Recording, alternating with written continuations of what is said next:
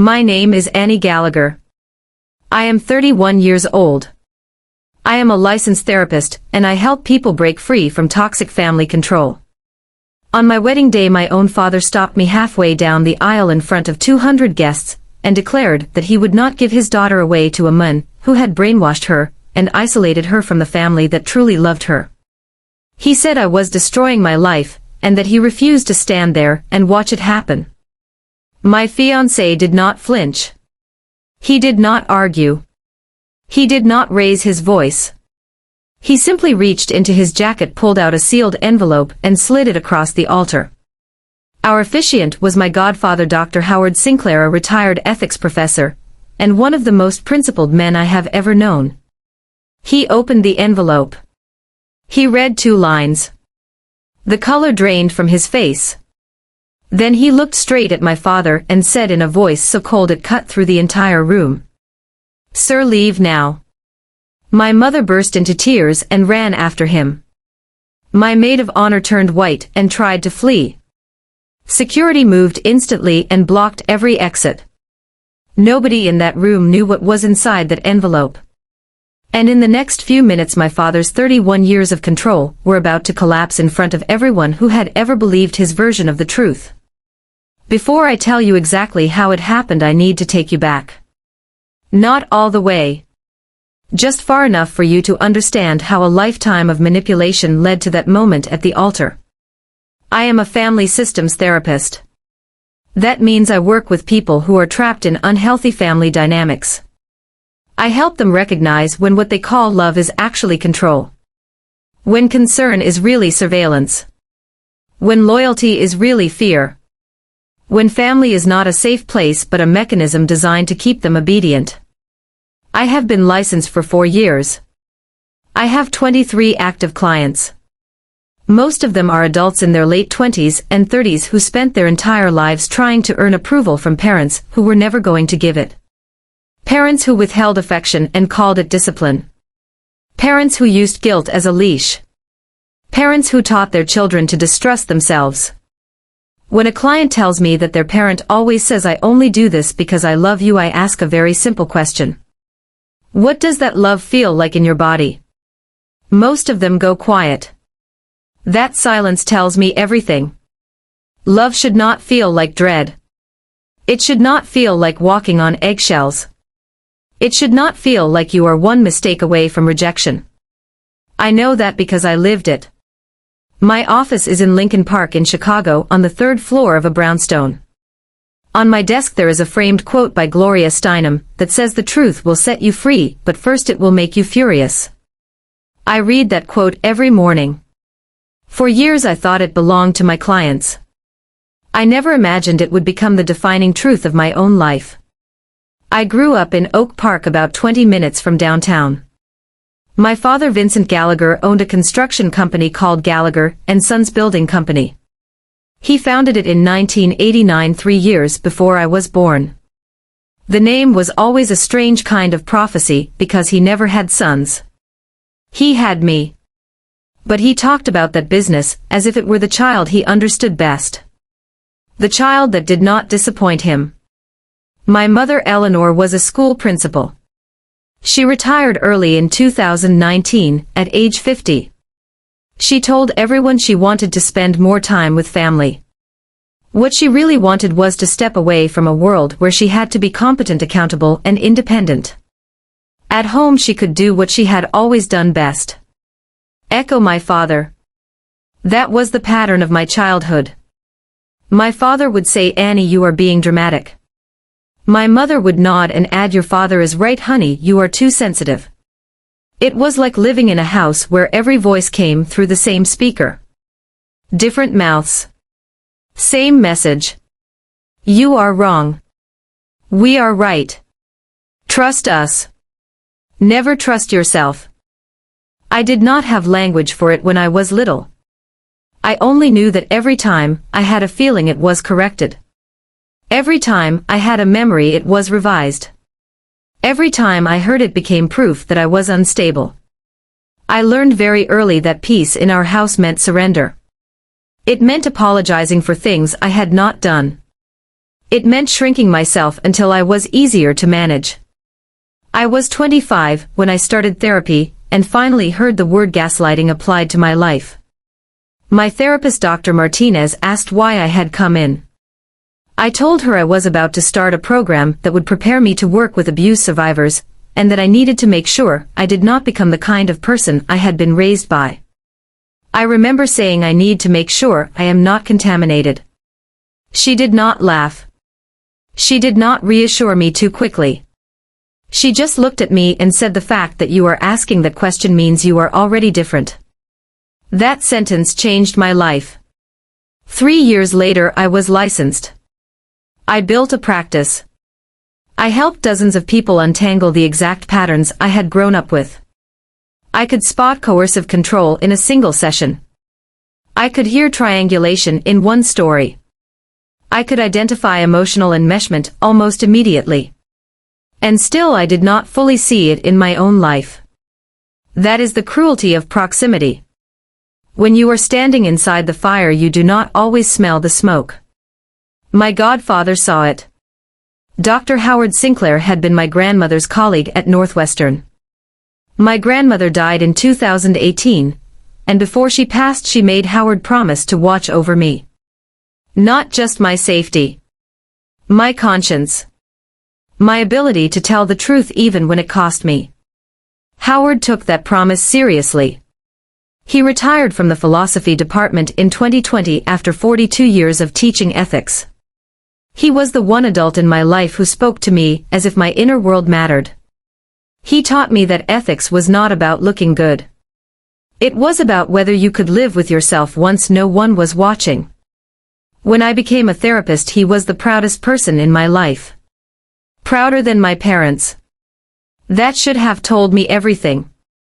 I met Owen Fletcher in the fall of 2022 at a charity gala for Safe Haven, a domestic violence shelter. His architecture firm had donated design work for the venue, and we ended up talking for 2 hours beside a display wall no one was looking at. He asked me about my work, and then he actually listened to the answer. Not the way men sometimes perform interest before they pivot back to themselves. He listened. He did not interrupt. He did not try to fix anything. He did not offer me a better opinion. He was simply present. I remember driving home that night and thinking, this is what respect feels like. I was 28 years old, and it was the first time I had ever recognized it in real time. He emailed me the next day and said he wanted to donate additional design hours to Safe Haven with no publicity and no recognition. Then he asked if I wanted to get coffee. I said yes. We dated for a year before I introduced him to my parents at Thanksgiving in 2022. My father shook his hand, smiled broadly, and seemed warm. He told old Oak Park stories and made everyone laugh. He looked like the kind of man people trusted instantly. But when Owen went to help my mother in the kitchen, my father pulled me aside and said, he seems nice. Too nice. What does he really want? I remember the cold drop in my stomach. I told him Owen wanted to have coffee with me, and that was all. My father smiled in that way he always did when he was planting something and said, just be careful. Men like that always want something. It was small enough to dismiss. That was how he worked. Not with one grand act at first. With 1,000 small cuts you could explain away if you were desperate enough to believe in him. Owen proposed on New Year's Eve in 2023 at Navy Pier. No crowd. No performance. Just the two of us, the lake air, and the city lights. I said yes and then did something I should have paid attention to. I waited 6 weeks to tell my parents. I was 30 years old and afraid to share good news with my own family. That should have been the loudest warning sign of all. When I finally told them in February 2024, my mother hugged me. My father hugged Owen. They smiled. They said congratulations. Then my father asked Owen to step outside for a private conversation. They were on the back porch for 15 minutes. When they came back in, Owen would not meet my eyes. Later I asked what my father had said. He brushed it off as father of the bride talk and told me not to worry. But I knew something had shifted. My father had shown him something of himself. 2 months later my father took me to lunch at Gibson's downtown. He brought a folder. Inside was Owen's illegally obtained credit report. Printouts from his LinkedIn. Old college photos where he was holding a beer. Notes about his income. Questions about his past. It looked like a prosecution packet. He laid it all out in front of me and said, I am not saying he is a bad man. I am saying you deserve to know who you are marrying. I stared at the credit report and asked him where he got it. He did not answer directly because he did not need to. He knew I understood. I told him it was illegal. He waved that away as if legality were beside the point and said, I protect you. That is what fathers do. I have protected you your whole life. I looked at him and said, I am 30 years old. I do not need protection from my fiancé. He leaned back and said, clearly you do if you cannot see what I see. I left the restaurant shaking. I drove back to my office and called my supervisor. I remember saying, I think my father just broke multiple laws and believes he deserves gratitude for it. That night I confronted him. He denied nothing. He looked me in the eye and said, you will thank me later. When this marriage falls apart and you come home, you will understand I was right. Owen asked me if we should postpone the wedding and give my father time to adjust. I said no. I said we were doing this and that my father was not going to control my life anymore. That was May 2024. We set the date for September 13, 2025. 16 months. Plenty of time for my father to prepare. And prepare he did. Starting in January 2025, he began what I can only describe as a carefully managed reputation campaign. At family gatherings, church functions, company events, neighborhood dinners, he started presenting himself as the concerned father quietly suffering because his daughter was making a terrible mistake. Always calm. Always measured. Always dignified. Never accusatory enough to be called cruel. Just worried enough to attract sympathy. People started approaching me in that soft, hesitant tone people use when they think they are being kind. Your dad mentioned the wedding. He seems concerned. Is everything okay? I overheard him once at a company event while I was in the bathroom. Through the door I heard him telling a group of employees that I had always been trusting, maybe too trusting, and that Owen seemed wonderful on the surface, but marriage was forever, and he only wanted me to slow down. I stood in that bathroom stall and felt something in me go still. He was not reacting. He was staging. He was building an audience. He was laying down a version of the story so that if he ever escalated publicly, people would already know who to believe. That is what abusers do. They do not just control the victim. They manage the room. My mother was no help. I met her for coffee in March and tried one last time to speak to her alone. I told her my father had illegally obtained Owen's credit report and was actively trying to sabotage the relationship. She did not deny it. She did not even challenge it. She just said, your father loves you. He is protective. You know how he is. I asked her directly if she was okay with what he was doing. She looked away and said, every bride gets cold feet. Your father sees that stress in you. He just does not want you to make a mistake you will regret. That was the moment I understood something I had resisted for years. My mother was not just a victim of my father. She was a participant. Maybe not in the same way.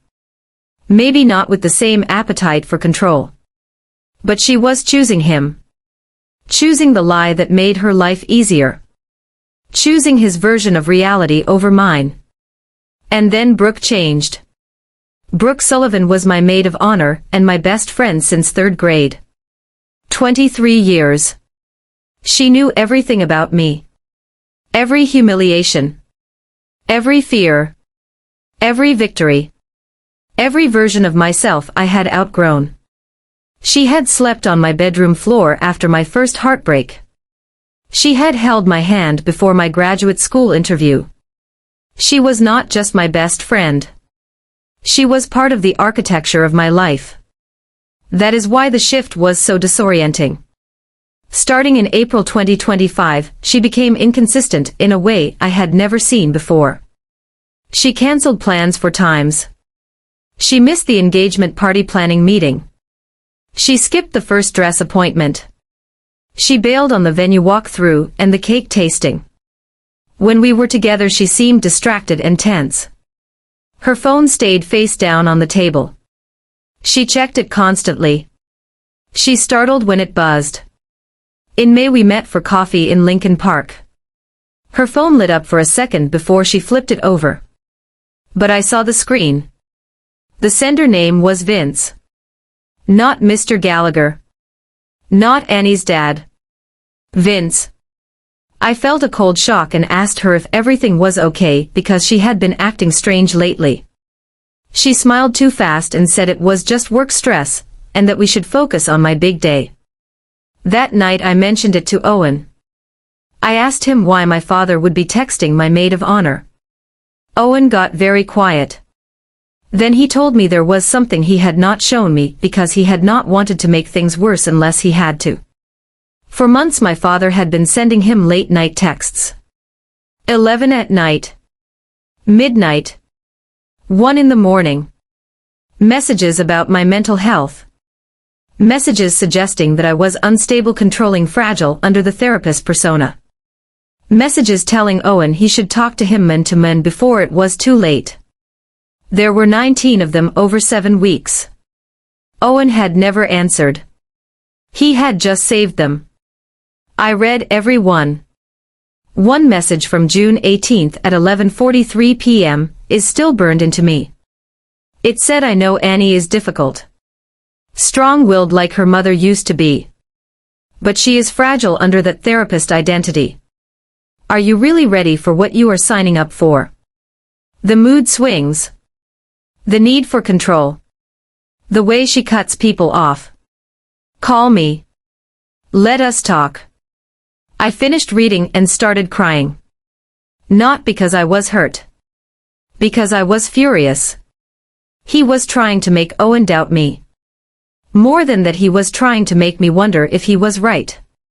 Owen looked at me and said, "This is exactly why I saved everything." A few weeks later, one of Owen's colleagues casually mentioned seeing an older man with a younger woman at a hotel bar near O'Hare. She thought he looked familiar and later realized from photos on Owen's desk that it was my father. The woman was in her early 30s. It was not my mother. They were holding hands. She saw them again 2 weeks later at the same hotel. Owen did not come to me immediately. Later I understood why.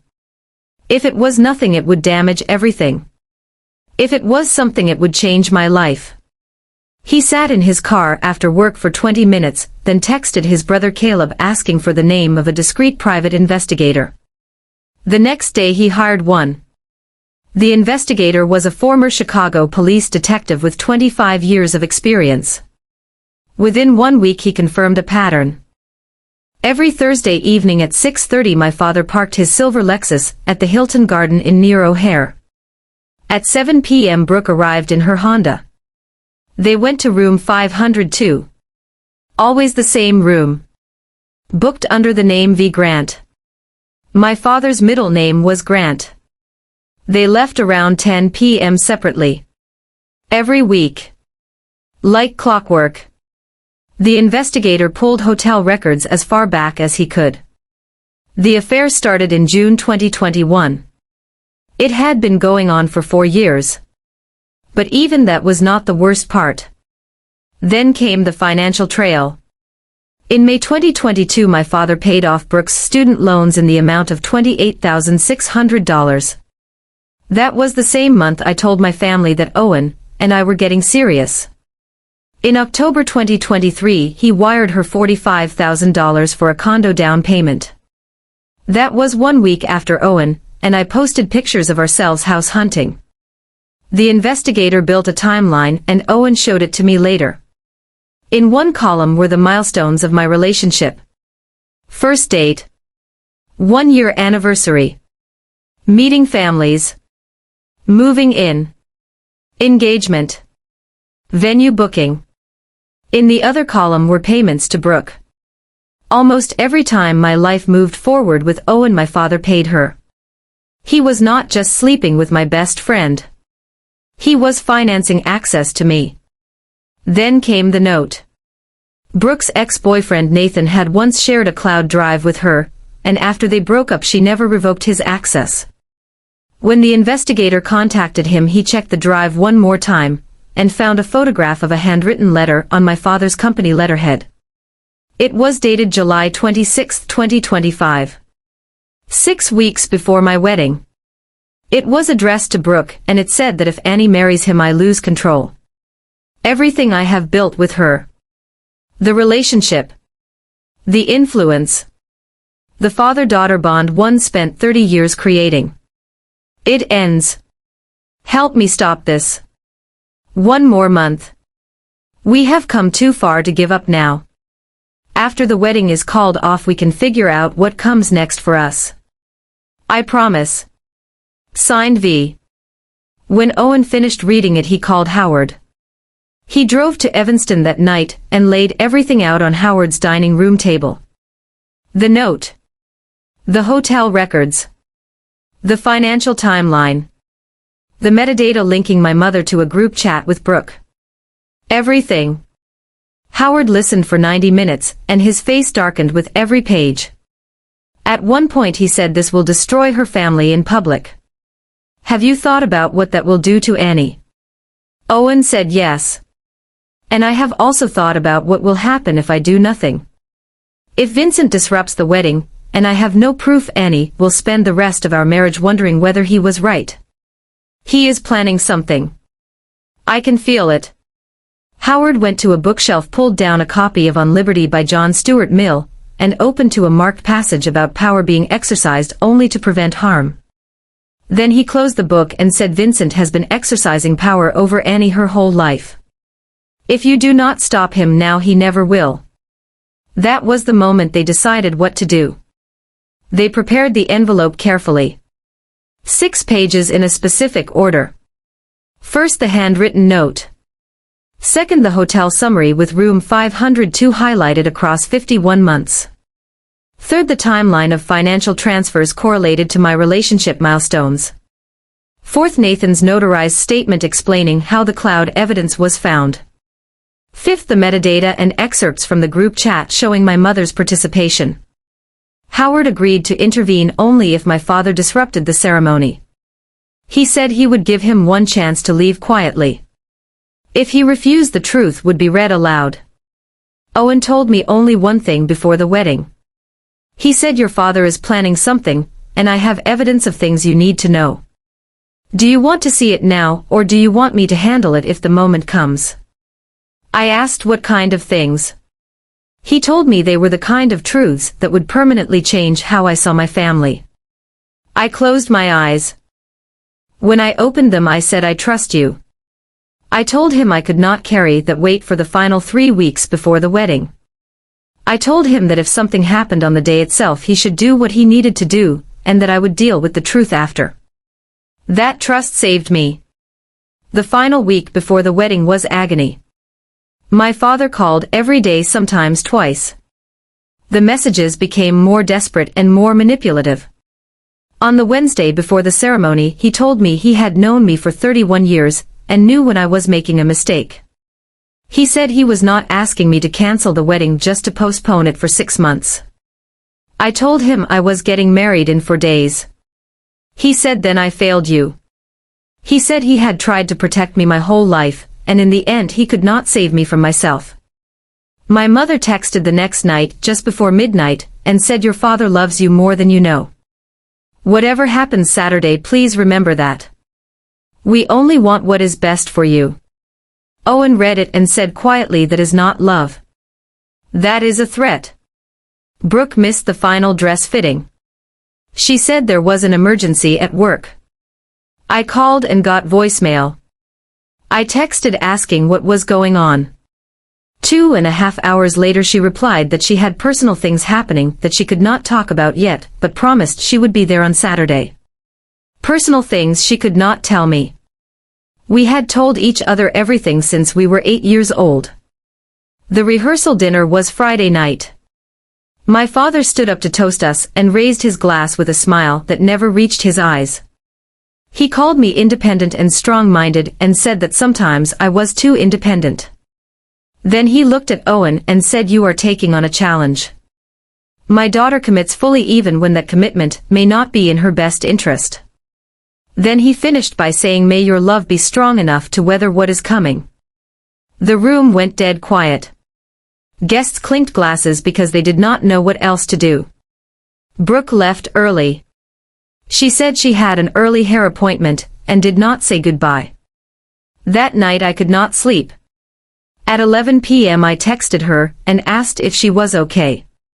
No answer. I called. Voicemail. At 12:30 in the morning I wrote in my journal that in less than 12 hours I would marry the man I loved, and yet I felt like I was walking into an ambush.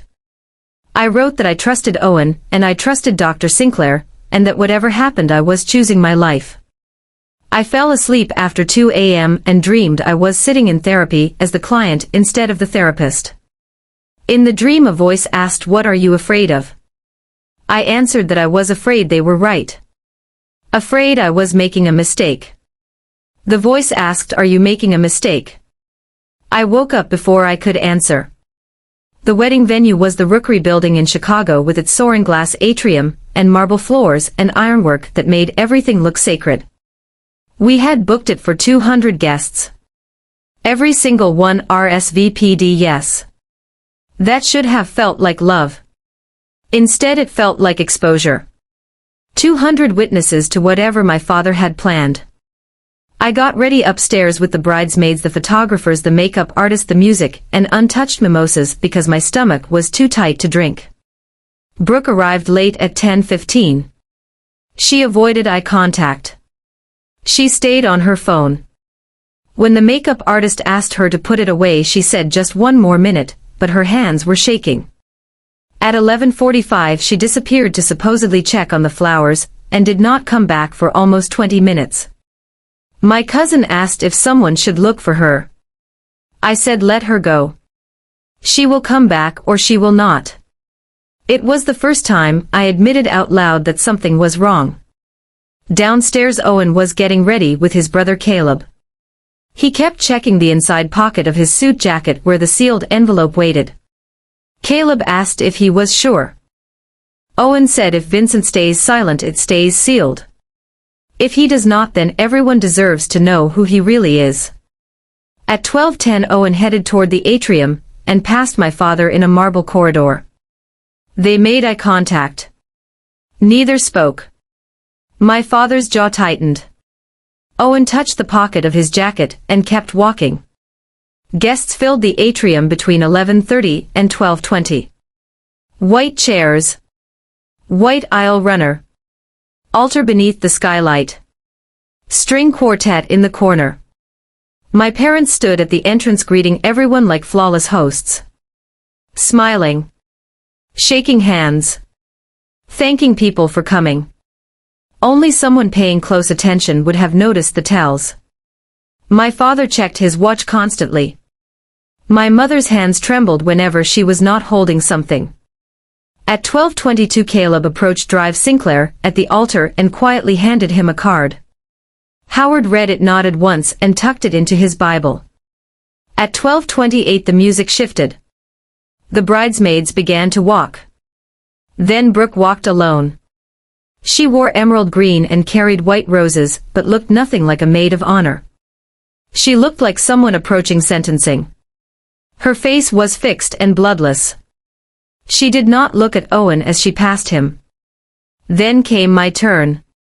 The doors opened.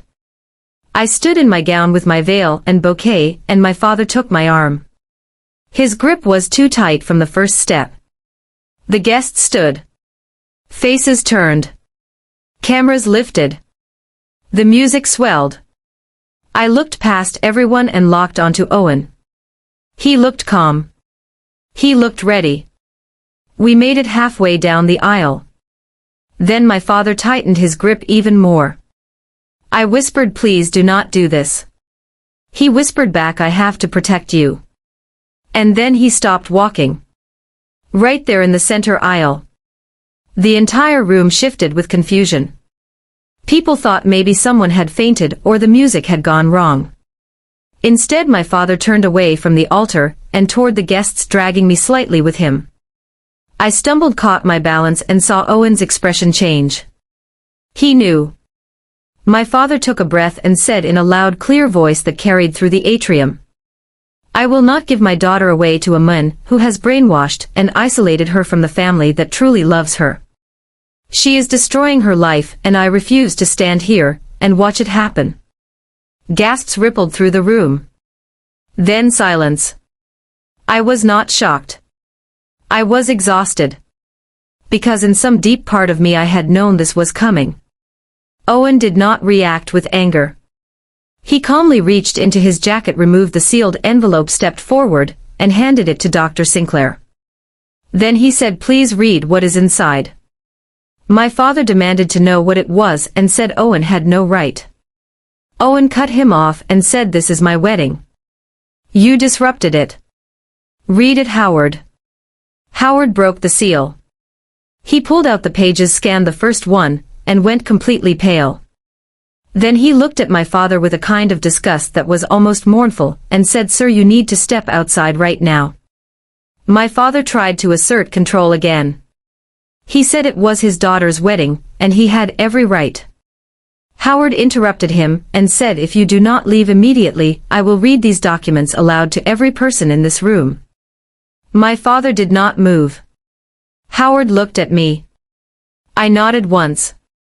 He turned to the guests and said, I apologize for the disruption, but truth matters more than tradition. Then he began. He read from the note. If Annie marries him, I lose control. The entire room inhaled. He paused and then read the next line. Help me stop this. Another pause. Then he said clearly, these words were written by Vincent Gallagher to Brooke Sullivan, the bride's maid of honor, dated July 26, 2025. The whispering started instantly. I turned and looked at Brooke. She grabbed the altar rail to steady herself. Her knees gave slightly. Our eyes met, and in her face I saw terror, guilt, and absolute collapse. My father shouted that it was taken out of context. Howard asked if he would like the context. Then he held up the rest of the documents and said that he had hotel receipts and financial records and was fully prepared to continue. That was when my father went white. My mother stood up abruptly from the front row and begged everyone to stop. At the same time, Brooke turned toward a side exit. Several guests in the back started toward the main entrance in confusion. Howard caught the eye of the head of security and gave a small, deliberate nod. Within seconds, security staff moved to every exit. The lead calmly instructed the guests to stay seated and said the situation would be resolved shortly. Brooke reached the side door and begged to be let out immediately. The guard told her to return to her place. She looked back at me. I was watching her. She started crying, turned around, and walked back toward the altar like someone walking to a sentence she already knew she deserved. My mother got halfway toward the main exit, looked back at my father, and froze. That was when I knew something else. She had not run after him in loyalty. She had tried to run from the truth. Howard let the silence stretch and then continued. He explained that the second set of documents were hotel records from the Hilton Garden Inn near O'Hare, spanning from June 2021 to August 2025. Same room. Same night every week. Same alias. V. Grant. Same second guest. Brooke Sullivan. Someone in the audience whispered, "Oh my God." Another voice said, "Jesus Christ." Then Howard moved to the financial records. He listed the payments. $28,600 in May 2022. $45,000 in October 2023. More transfers beyond that. More gifts. More money. More overlap with milestones in my relationship with Owen. I heard myself say out loud May 2022 was when I told you Owen and I were serious. Then October 2023. That was when we started house hunting. I looked at my father. Then at Brooke. And I said he paid you. Every time my relationship moved forward he paid you. My voice sounded detached even to me. Like I was presenting a case instead of living inside it. Brooke tried to speak. She said my name and told me she was sorry, and that it was not supposed to become this. I held up my hand and told her not yet. Then I asked Howard if there was more. He said yes. And it involves your mother. The room shifted again. My mother made a small broken sound. Howard explained that the final documents included metadata from a private group chat created 1 month before my engagement announcement. The members were Vincent Gallagher, Eleanor Gallagher, and Brooke Sullivan. The title of the chat was Annie's Best Interests. He read excerpts. One message from my mother suggested that Brooke encourage an expensive bachelorette destination so Owen would look cheap if he could not contribute. Another told Brooke to keep me distracted in the spring, so I would not have time to think clearly. My mother started crying and said she was only trying to protect me. Then she did something she did not realize she was doing. She said she had been trying to stop me from making the same mistake she made by marrying the wrong man and wasting her life. The room went still again. My father turned and stared at her. What did you just say? She put a hand over her mouth too late. She had just admitted in front of 200 people that she regretted marrying him. And suddenly the entire architecture of her betrayal came into focus for me. She had not been trying to save me for my own sake. She had been trying to undo her own life through mine. I remember thinking with eerie clinical clarity, there it is. The real motive. While everyone was focused on my mother, Brooke tried again to slip toward the exit. That was when I called her name. Not loudly. Just firmly. Stop. She froze. I walked toward her in my wedding dress with my veil half loose, and the whole room opening in front of me. I stopped 2 feet away and told her to turn around and look at me. She did. Her mascara was ruined. Her face had collapsed into something almost unrecognizable. I asked one question. How long? She whispered 4 years. She said it started in the spring of 2021, right after I got accepted into therapy school. I actually laughed. Not because anything was funny. Because the irony was almost too perfect to bear. I had spent those 4 years training to recognize abuse patterns while my best friend and my father built one around me in secret. Brooke reached toward me and said she never meant for it to go this far. I stepped back and told her not to touch me.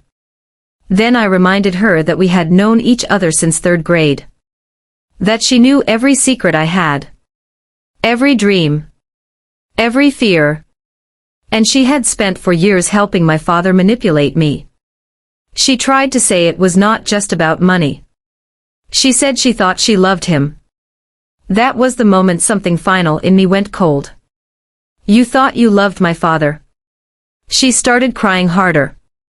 I told security to let her go. The guard stepped aside. The door opened. And Brooke ran. The sound of that door slamming echoed through the atrium.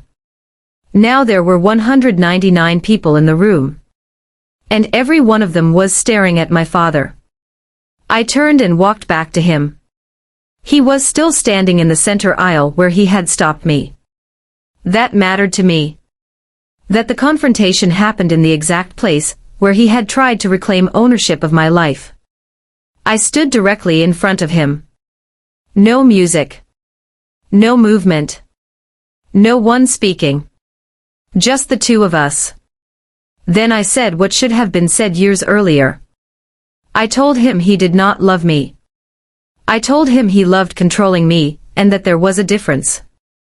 I told him I had spent 10 years studying exactly what he was. Undergraduate psychology. Graduate work in family systems. Clinical supervision. Licensure. Case after case after case. I had spent a decade learning how coercive control works, and he had spent 31 years demonstrating it. I told him that every time I grew he punished it. Every time I succeeded without him he undermined it. Every relationship outside his influence he sabotaged. I told him he did not want to protect me from Owen. He wanted to protect his hold over me.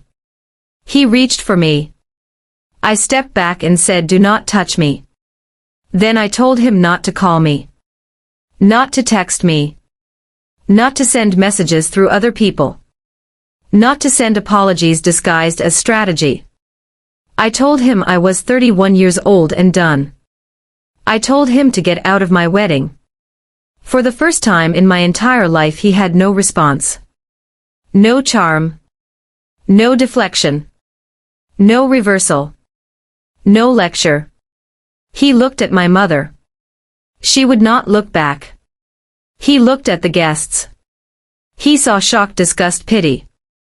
Then he looked at me and realized he no longer had access to the person he had spent his life shaping. Howard stepped in and told him that if he was not out of the building in 30 seconds, he would personally call the Chicago police. My father turned and walked toward the exit. Security opened the door. He left. And when that door closed I knew I had heard the final sound of his authority in my life. The room went silent. I stood there no longer in his grip. My dress was wrinkled. My veil was crooked. My mascara had run, and I had not even noticed I was crying. Owen stepped down from the altar and took both my hands. He asked me the only question that mattered. "Do you want to continue?" He told me we could stop. Leave. Reschedule. Walk away. That it was completely my choice. I looked at him. Then I looked at the guests. Then back at him. And I said yes. I told him we came there to get married, and that was exactly what we were going to do. Then I turned to everyone else and said, if anyone wants to leave, leave now. No judgment. Otherwise sit down and bear witness to something real. No one moved. Slowly people sat back down. Owen's mother began to clap softly. Not celebratory. Supportive. Others joined. It became a wave of respect more than applause. Then it faded. I turned to the string quartet, who had been frozen in uncertainty, and asked if they could play something. Anything beautiful. They nodded to each other and began an instrumental version of At Last. For the first time all day I smiled. Howard stepped forward and before resuming the ceremony, he said he needed to speak. He looked at me and said he had known me since the day I was born, and had promised my grandmother that he would protect my conscience. Not just my safety. He said today I kept that promise. Truth is sacred. Your father violated it. You honored it. Then he set the envelope aside, opened his Bible, and said, now let us marry you properly. And so we were married. 77 minutes late. At 1:47 in the afternoon. The vows were traditional. No performance. No additions. No dramatic speech. Just truth. Our voices were steady. We exchanged rings. Howard pronounced us husband and wife. Owen kissed me. It was gentle, brief, reverent. This time when the guests applauded it was real. The reception changed shape after that. We skipped the formal dinner. We kept the cocktails and heavy appetizers. The dance floor stayed mostly empty. The cake was never cut. People came to me one by one and said versions of the same thing. I am so sorry. I had no idea. You were extraordinary. I cannot believe what I just witnessed. My colleague told me I had just demonstrated in real time every principle I taught in therapy. One cousin said she had never seen anything like it and never wanted to again. During our first dance, 191 guests formed a quiet circle around us. Some were crying not because it was romantic but because they understood they were watching survival. I rested my head on Owen's shoulder and whispered, "Did we really just get married?" He said yes. And now it is ours. At 4:30 his mother gently told me that I did not need to stay if I wanted to go home. I looked around the room and said no. I am not running. That is what he wanted. For this day to belong to him. It does not.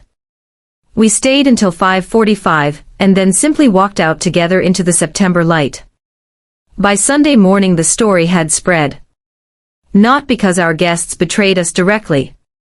Most of them were respectful. But stories move. Especially when 200 people witnessed the same impossible thing at once. Posts appeared online. Message threads. Retellings. Storytime videos. Rumors. Fragments. Shocked second-hand accounts. My phone filled with missed calls, texts, messages from people I had not heard from in years asking if it was really me, and if I was okay. I put my phone on airplane mode and handed it to Owen because I could not do it. That same afternoon someone told Owen there was a news van parked outside my parents' house in Oak Park. My reaction surprised even me. It was not fear. It was not anger. It was relief. Let people see him. Let them see who he really is. On Monday I listened to a 4-minute voicemail from my mother. She said she thought she had been trying to protect me from repeating her life. She said she had married my father at 22 before she understood who he was, and by the time she understood she was trapped with no money and nowhere to go.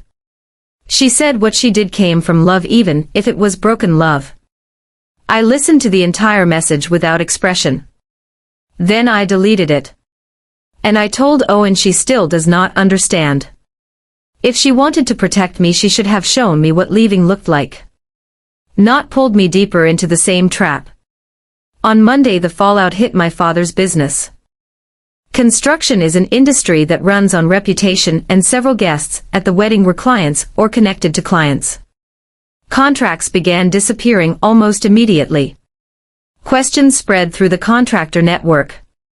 His business partners started receiving calls asking whether the rumors were true, and whether Gallagher and Sons could still be trusted. My father called me several times that day. I declined every call. In one voicemail he said the business was suffering, and that 23 employees would lose jobs if I did not help fix the damage. Even then he was doing the same thing he had always done. Making the consequences of his actions someone else's responsibility. That afternoon, I had an emergency session with Dr. Martinez. It was the first time I cried since the ceremony. Not because of my father. Because of Brooke. Because of the part of me that still hated how long it had taken me to see what was happening. I asked why I could recognize these patterns instantly in clients, and still miss them in my own family. She told me because I wanted to believe they loved me. Because my entire life I had been taught that being good meant being controlled. Then I asked what I needed now. She said permission to walk away. I cried even harder because I spend my life helping other people set boundaries with abusive families, and yet doing it myself felt like failure. She said setting boundaries is not failure. It is recovery. I took 2 weeks off from my practice. That night my father called again and again from blocked numbers from other phones from anywhere he could still reach me. Finally I blocked his main number in front of Owen. Then a text came from an unknown number begging me to answer. I blocked that too and powered off my phone. When Owen asked if I was okay, I told him the truth. No. But I will be. Then I said something else I had never fully allowed myself to mean. I am done. The next 8 weeks were relentless. My father cycled through every phase of manipulative pursuit. Apology. Minimization. Blame. Guilt. Threat. Obligation. He said he was sorry. Then said I was overreacting. Then said any protective father would have done the same. Then said I had always been dramatic. Then said employees were suffering because of my grudge. Then said I owed him a conversation because he was my father. I documented everything. Every voicemail. Every text. Every unknown number. By the end of September I had evidence from 8 blocked numbers. Then came the certified letter from a law firm requesting a mediated family reconciliation session. I laughed when I finished reading it. He had literally hired professionals to force access to me. I shredded it. In early October my cousin Melissa told me my mother wanted to meet alone, and that she had filed for legal separation from my father.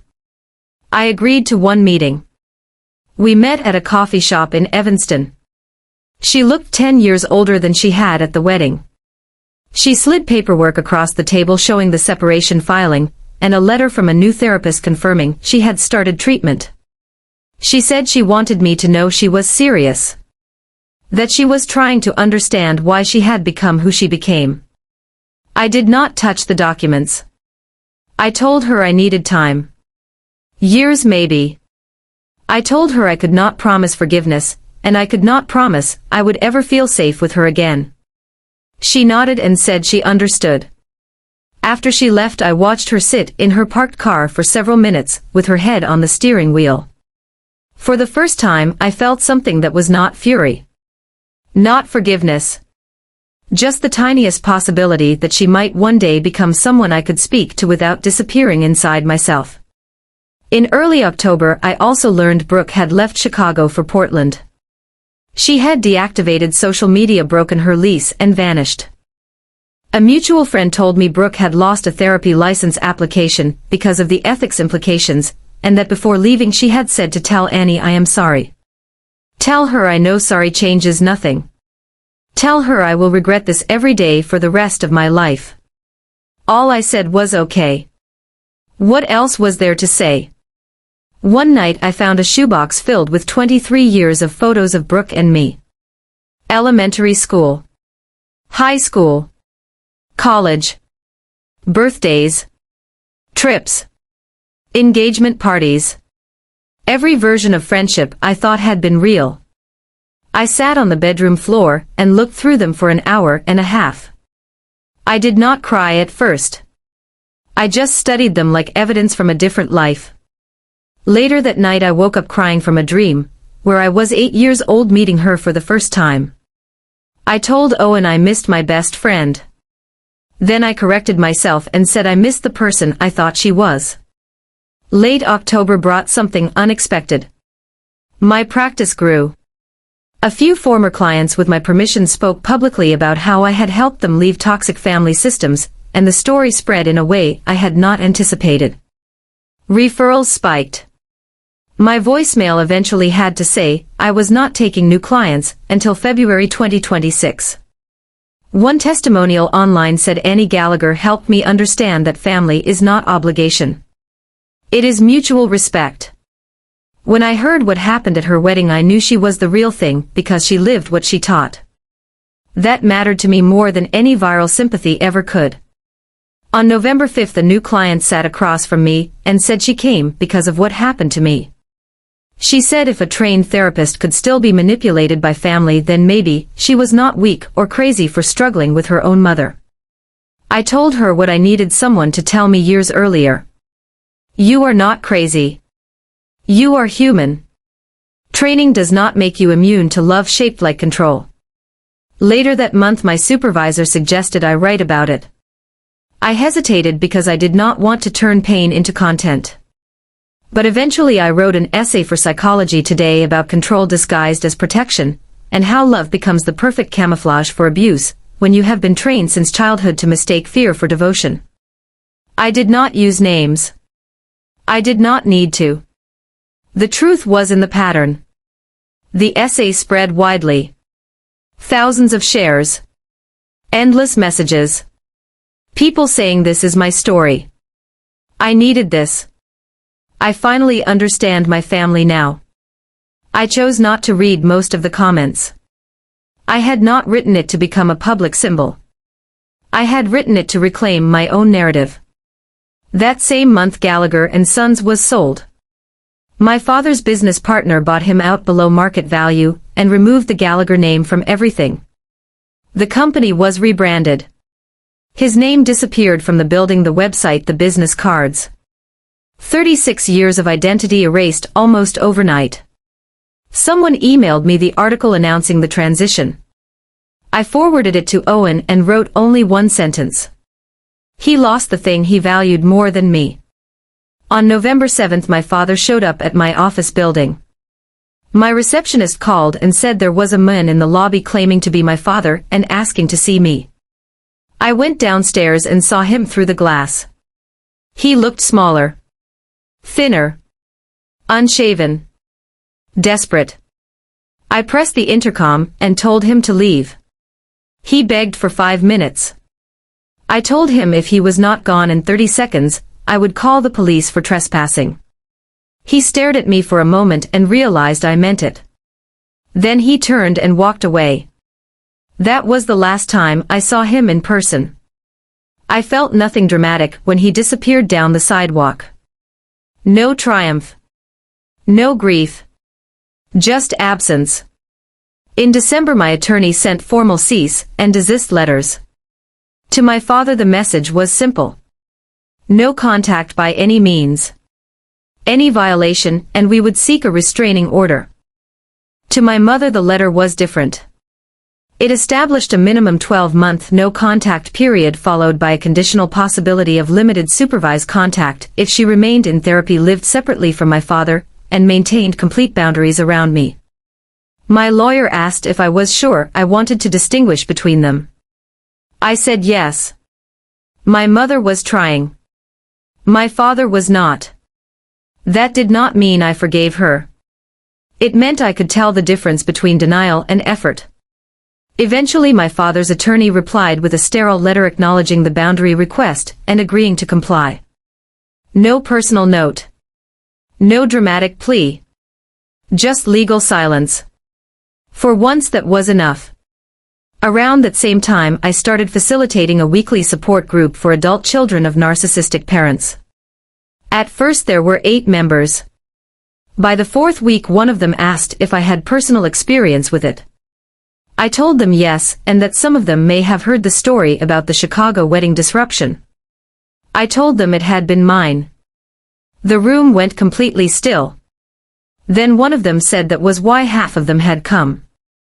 They needed a therapist who had lived it, not just studied it. They asked whether I regretted cutting contact. I told them I regretted that it became necessary. I did not regret doing it. They asked if it got easier. I told them yes. Slowly. Some days I felt free. Some days I grieved. Both were real. Both were allowed. I put a second framed quote in my office beside the Gloria Steinem one. You can love someone and still choose to walk away.